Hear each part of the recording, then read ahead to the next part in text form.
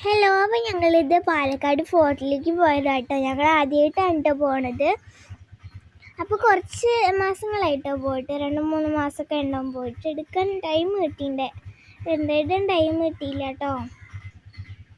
പിന്നെ ഞങ്ങൾ നേരെ പോയത് അവിടെ പാലക്കാട് ഫോർട്ടിൻ്റെ അപ്പുറത്തായിട്ട് തന്നെ ഒരു പാർക്ക് ഉണ്ടായിരുന്നു. അപ്പോൾ ആ പാർക്കിൽ എന്ന് വെച്ചാൽ കുറേ കുട്ടികളും കുറേ വലിയവരൊക്കെ ഉണ്ടായിരുന്നു.